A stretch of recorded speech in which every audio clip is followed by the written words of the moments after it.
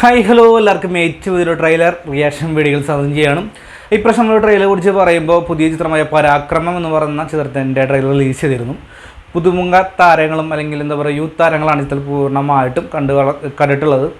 Arjun രമേശാണ് direction ചെയ്തിട്ടുള്ളത്. Casting നോക്കി കഴിഞ്ഞാൽ ദേവ്മോഹൻ, അതുപോലെ തന്നെ സംഗീത, സോന, സിജു, സണ്ണി, രഞ്ജി പണിക്കർ തുടങ്ങിയവരൊക്കെയാണ് പ്രധാനമായിട്ടും കാസ്റ്റിംഗായിട്ട് തിരഞ്ഞെടുക്കപ്പെട്ടുള്ള ഒരു ക്യാമ്പസ് പോലത്തെ ഒരു ചിത്രമാണെന്ന് കണ്ടപ്പോൾ എനിക്ക് എങ്ങനെയാണ് തോന്നിയത്. അത് തന്നെ വ്യക്തമാണ്. ഒരു പ്രതികാരത്തിൻ്റെ ഒരു കഥ, അതാണ് അതിൻ്റെ ഒരു യൂസിങ്ങായിട്ട് യൂസ് ചെയ്യാൻ ശ്രമിച്ചില്ല. എനിക്കൊന്ന് വാഴ എന്ന് പറഞ്ഞതിന് ശേഷം അത്യാവശ്യം ഒരു കോമഡിയും ഫാമിലിയുമായിട്ട് ഇടകലർന്ന് പോയിട്ടുള്ള ഒരു ചെറുപ്പം പിള്ളേരുടെ കഥ തന്നെയാണ്. അപ്പോൾ വാഴയിൽ നമ്മൾ കണ്ടിട്ടുള്ള സിജു സണ്ണി, അതുപോലെ തന്നെ അവരെ കൂടെ നടന്നിട്ടുള്ള തടിച്ചിട്ടുള്ള ഒരു ചേട്ടനുണ്ട്, ആളെ പേരറിയില്ല, അത്യാവശ്യം കോമഡിയൊക്കെ ചെയ്തിട്ടുള്ളത്. നമ്മുടെ എന്താ പറയുക അല്ല കുറച്ച് വ്യക്തികളൊക്കെ ആയിട്ടാണ് കാണിച്ചിട്ടുള്ളത്. അത്യാവശ്യം നല്ലൊരു ക്വാളിറ്റി ആയിട്ടുള്ള ഒരു ട്രെയിലർ തന്നെയാണ്.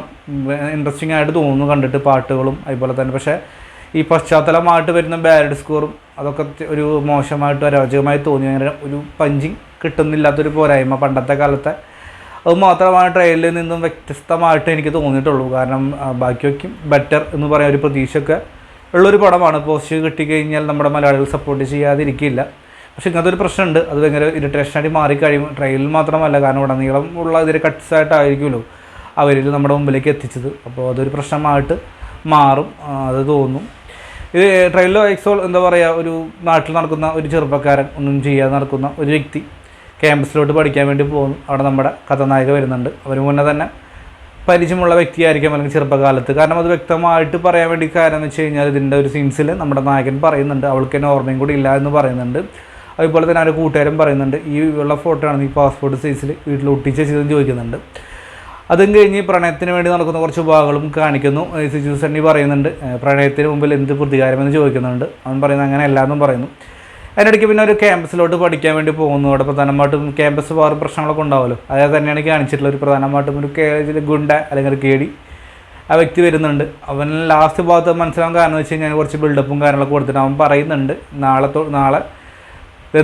തന്നെ പെട്ടെന്ന് തന്നെ നിൻ്റെ പേപ്പറും കടലാസ് എന്താണ് മേടിക്കലൊക്കെ മേടിച്ച് കൊടുന്ന് വിട്ടോളം പറയുന്നുണ്ട്. അങ്ങനെ അവൻ ദേഷ്യത്തിൽ ഇരിക്കുന്നുണ്ട്.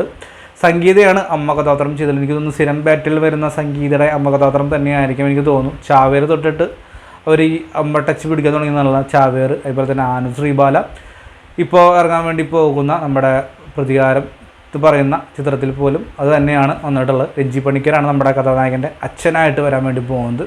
ലനേനെയും ഒരു മിന്നായം പോലെ കണ്ട പോലെ തോന്നി, എങ്കിലും ഡയലോഗ്സും കാര്യങ്ങളൊന്നും കാണിച്ചിട്ടില്ല. നമുക്ക് എന്തെങ്കിലും പ്രതീക്ഷ വയ്ക്കാം. അപ്പോൾ പ്രതികാരത്തെക്കുറിച്ച് പറയുമ്പോൾ അങ്ങനെയുള്ള ക്യാമ്പസിലെ പ്രശ്നങ്ങൾ അങ്ങോട്ടൊക്കെയാണ് തോന്നുന്നു ഇതിൻ്റെ പ്രധാനമായിട്ടും കണ്ടൻറ്റായിട്ട്.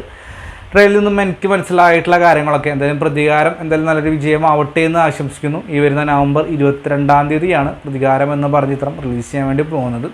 അപ്പോൾ ട്രെയിലർ നമ്മുടെ യൂട്യൂബിലൊക്കെ ലഭ്യമാണ്. കാണാത്തതുകൊണ്ട് ജസ്റ്റ് ഒന്ന് കണ്ടു നോക്കി നിങ്ങളുടെ അഭിപ്രായം രേഖപ്പെടുത്താം. അപ്പോൾ നമ്മുടെ വീഡിയോ ഇഷ്ടപ്പെട്ട് കഴിഞ്ഞാൽ എന്നാൽ പറഞ്ഞ ലൈക്കും ഷെയറും സബ്സ്ക്രൈബും ആയിരുന്നു പരിഗണിക്കുക. വീണ്ടും മറ്റൊരു ചിത്രത്തിൻ്റെ ട്രെയിലറും ടീസർ റിവ്യൂ അപ്ഡേറ്റൊക്കെ ആയിട്ട് നിങ്ങളുടെ മുമ്പിൽ എത്തിക്കുന്നതായിരിക്കും. അതായിരിക്കും ബൈ.